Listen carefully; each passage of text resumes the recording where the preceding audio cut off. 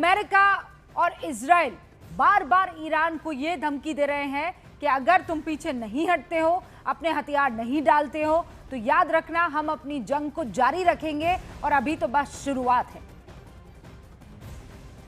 Iran के supreme leader Khamenei की मौत की जिम्मेदारी किसी और ने नहीं, उनके बेहद करीबी की बताई जा रही है। उनके साथ साए की तरह ये रहता था, हर कदम की खबर उसे रहती थी। वो कहां जाएंगे, कब जाएंगे, कितनी बजे सोएंगे, क्या खाएंगे, इमरजेंसी जब आ जाएगी तो वो कहां छिप सकते हैं, ये सारी की सारी जानकारी उस शख्स को थी। और सोर्सेस हमें बता रहे हैं कि उस वक्त जब खामनेई अपने महल में बेहद गोपनीय बैठक कर रहे थे तो उनके इस करीबी सलाहकार ने सारी जानकारी लीक की है। बताया जा रहा है कि सीक्रेट मीटिंग की जानकारी कथित तौर पर किसी अंदरूनी उनके बेहद करीबी शख्स ने ही मोसाद तक पहुंचाई है। और रिपोर्ट्स में दावा किया गया है कि मोसाद को ईरानी सरकार के अंदर से ही मीटिंग की जगह, समय और मौजूद लोगों की जानकारी लगातार मिल रही थी और उसके बाद उन्होंने यह अटैक किया है। इसी आधार पर इजराइल और अमेरिका ने खामनेई के खिलाफ ऑपरेशन को अंजाम दिया। और हमें ये विशेषज्ञ बता रहे हैं कि ऐसे हमले आमतौर पर रात में किए जाते हैं, लेकिन जैसे ही खामनेई की सटीक लोकेशन की जानकारी मिली, इजराइल ने वक्त नहीं गंवाया, सुबह हमला करने का फैसला किया। पहले रात में स्ट्राइक की योजना थी, लेकिन कहा कि वक्त नहीं गंवाते हैं। इंटेलिजेंस इनपुट मिलते ही ऑपरेशन का समय फौरन बदल दिया गया।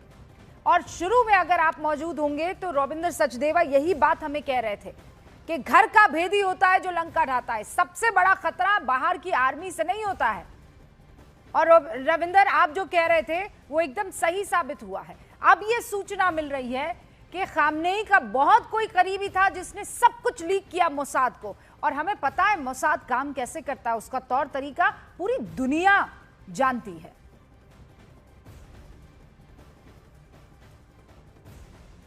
मेरे से जी रविंद्र। हाँ जी, नो एब्सोल्युटली। और केवल मोसाद ही नहीं, सीआईए ये पैसे से खरीदते हैं, लोगों को ब्लैकमेल करते हैं जैसे तैसे करके। और आइडियोलॉजी हो सकता है, आइडियोलॉजी हो सकता है, जिसने दगा दिया वो इनकी आइडियोलॉजी से एग्री, या कुछ उसके साथ हुआ, उसके किसी रिश्तेदार को इन्होंने मार दिया। आइडियोलॉजी ह्यूमन नेचर है, ये ह्यूमन नेचर है। बट मेरा पॉइंट वही है जो एग्जैक्टली है, ये केवल वेग नहीं है कि घर का भेदी लंका ढाए, नहीं, ये बड़ी एग्जैक्ट चीज है। और ये घर का भेदी वो है जो कि आपकी आर्मी या इंटेलिजेंस के हाईएस्ट लेवल्स पर है, या हिजबुल्लाह हमास जिनके भी सिक्योरिटी अपैरेटस में है। ये केवल अभी की नहीं है। आप देखिए हिजबुल्लाह के नसरुल्लाह को जो मारा इन्होंने, ईरान के न्यूक्लियर साइंटिस्ट मारे जाते थे। ओके, हिजबुल्लाह को जो लेबनान में भी जो मारे इन्होंने, कैसे मारे? एग्जैक्ट आपकी सैटेलाइट कम्युनिकेशन और इलेक्ट्रॉनिक कुछ दे देती है, एग्जैक्ट नहीं दे पाती। आपको ह्यूमन इंटेलिजेंस चाहिए ऑन द ग्राउंड, और वो human intelligence on the ground CIA और मोसाद ने कल्टीवेट करी हुई है, कल्टीवेट करते रहते हैं दुनिया भर में, जो कि जब जरूरत पड़े उनको वो आपको इंफॉर्मेशन दे दें। वो ऐसे नहीं होंगे जो आपके देश में कुछ इधर उधर कर रहे हैं, नॉर्मल अपनी वो अच्छी खासी रोजमर्रा जिंदगी में जा रहे हैं, बड़े इज्जतदार। पार्डन में, ये बहुत सेंसिटिव बात कही जा रही है, बट हमें ऑनेस्टली एनालाइज करना चाहिए। बड़े अच्छे खासे इज्जतदार ऊंचे ओहदे के लोग होंगे, हाईएस्ट लेवल्स के होंगे। ऑब्वियसली, वरना इतना अंदर तक कौन पहुंच बना सकता है। और जब इतनी खुफिया बैठक चल रही है, मुझे याद है कर्नल दानवीर और मैं यहाँ स्टूडियो में बैठे थे, and that is when we were discussing कि हमें नहीं पता है कि खामनेई है भी कि नहीं है, क्योंकि खबर ये थी कि शायद वो तेहरान से निकल चुके हैं। और शायद ऐसे ही खबर फैलाई जाती है अपने लीडर को, अपने सुप्रीम लीडर को बचाने के लिए, लेकिन वो वहीं पर मौजूद थे, खुफिया मीटिंग कर रहे थे। उस खुफिया जानकारी को मोसाद तक पहुंचाने वाला कौन हो सकता है? वही 4, 5, 6 लोग होते हैं जिनको अंदर की सारी खबर होती है, कर्नल दानवीर। और ऐसी ही कुछ और खबरें फिर वॉशिंगटन पोस्ट की तरफ से आ रही है कि सऊदी अरब जो है वो कहने को कुछ और कह रहा था, करने को कुछ और कह रहा था। मतलब अब ईरान के साथ कौन कौन खड़ा है, कौन कौन नहीं खड़ा, अब इस पर भी आप देखिए सारी बातें होना शुरू हो चुकी है। बिल्कुल सही मैडम, 2 बातें आपने करी, अंडरलाइन करी। एक बात तो ह्यूमन इंटेलिजेंस और घर का भेदी, और दूसरी बात सऊदी अरेबिया का रोल इस पूरे प्रकरण में। तो सबसे पहले ह्यूमन इंटेलिजेंस की बात कर लेते हैं, क्योंकि मेरा तजुर्बा बहुत है काउंटर इंसर्जेंसी का, फाइलों में नहीं बंदूक और गोली और बम से एक्सपीरियंस हासिल किया है, जिसके अंदर इंटेलिजेंस गैदरिंग एक बहुत अहम हिस्सा रहा है। और मैं आपको बहुत ही जिम्मेदारी के साथ कहता हूं कि ह्यूमन इंटेलिजेंस गेन करने के लिए और जो जो जो जो आतंकवादियों तक पहुंचाने के लिए जो सबसे सटीक रास्ता होता है, या वो बीवी के थ्रू होता है, या वो गर्लफ्रेंड के थ्रू होता है, या वो बाप के थ्रू होता है, बहन के थ्रू होता है, या माँ के थ्रू होता है। और मैंने ये सारे रिश्तों को तार तार होते देखा है, पैसे के सामने झुकते देखा है, या आपसी रंजिश और बदले के भाव में इंटेलिजेंस देते देखा है, और बल्कि मैंने हासिल करी है। ये मैं थर्ड पार्टी बात नहीं कर रहा हूं, मैं बिल्कुल फर्स्ट हैंड बात कर रहा हूं। तो ये रॉबिन जी जो कह रहे हैं बिल्कुल सही कह रहे हैं, ह्यूमन नेचर है ये, और ह्यूमन नेचर को एक्सप्लॉइट करना ही इंटेलिजेंस गैदरिंग का एक बहुत अहम चैप्टर है। तो ये तो रही बात ह्यूमन इंटेलिजेंस की।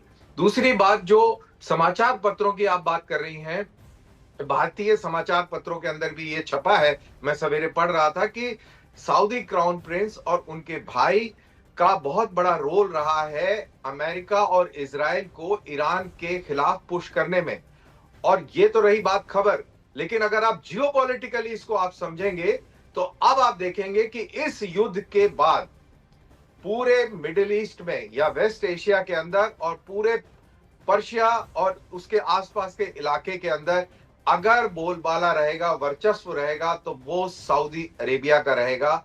और ये जियोपॉलिटिक्स जो खेली जा रही है, इसके अंदर असली फायदेमंद रहेगा सऊदी अरेबिया, और इस्तेमाल हो रहा है इजराइल और अमेरिका का।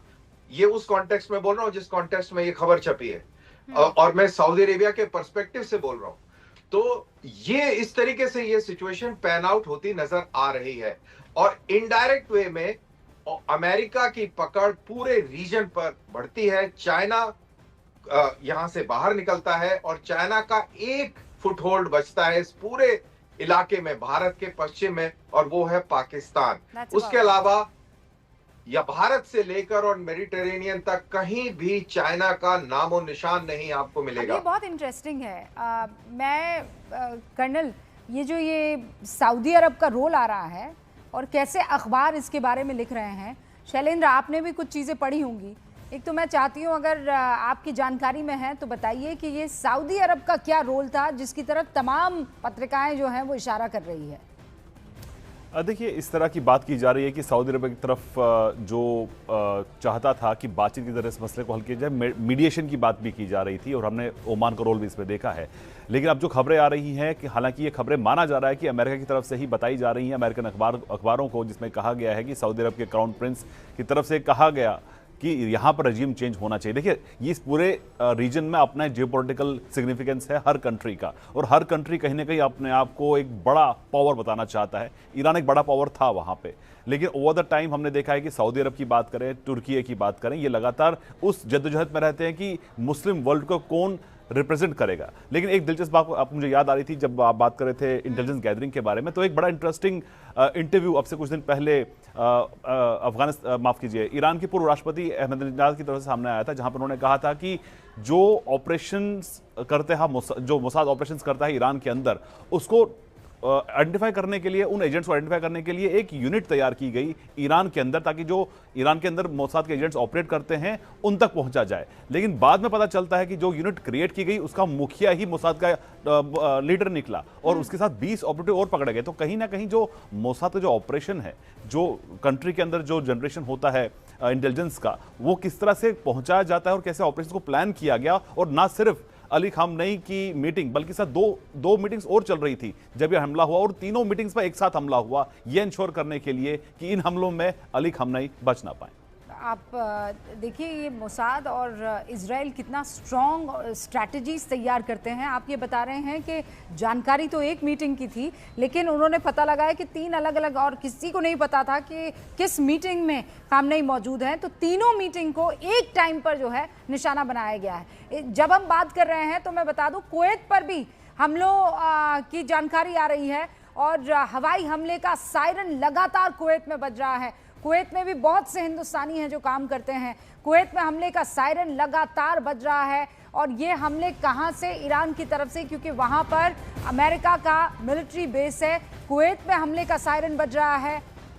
लोगों को लगातार अपने घरों में ही बने रहने की सलाह भी दी जा रही है। अभी जानकारी हमें ये मिल रही है कि कुवैत में हवाई अटैक हो रहा है। अभी तक Abu Dhabi, Dubai, Bahrain, Qatar, ये वो इलाके थे, जॉर्डन, जहां पर ईरान का हमला हो रहा था। अब ये जानकारी मिल रही है कि कुवैत पर भी अटैक हो चुका है और ये सायरन लगातार कुवैत की आबो हवा में आपको सुनाई पड़ रहे हैं। कर्नल दानवीर, अब चूंकि ये सारे के अब सऊदी अरब का जो रोल सामने आ रहा है, तो ईरान के लिए तो ये दो धारी तलवार टाइप का मामला है ना, मतलब वो उस रोप पर चल रहा है जहां पर यहां भी लड़ना है और यहां भी लड़ना है उसे, बाहर से भी और साथी लोगों से। Absolutely, absolutely. और अब आप समझिए, आपने ये बात कही, दूसरी चीज समझने बहुत जरूरी है कि ईरान की ताकत क्या थी। ईरान की ताकत अभी पूरे इलाके ने देख ली है, महसूस कर रहा है वो पूरा इलाका ईरान की ताकत। पूरे लीडरशिप खत्म होने के बावजूद भी वो हमले जारी रखे हुए है। कुवैत के ऊपर हमला हो रहा है, सऊदी अरेबिया, यूएई के ऊपर 165 मिसाइल दागी गई। आप सोचिए कि अमेरिकन हार्डवेयर यूएई के अंदर और सऊदी अरेबिया के अंदर कितना बड़ा मौजूद है, लेकिन उसके बावजूद तो यानी कि ईरान एक बहुत बड़ी थ्रेट के तौर पर ये मुल्क देखते थे। और अगर सऊदीज ने अमेरिका को प्रॉम्प्ट किया है।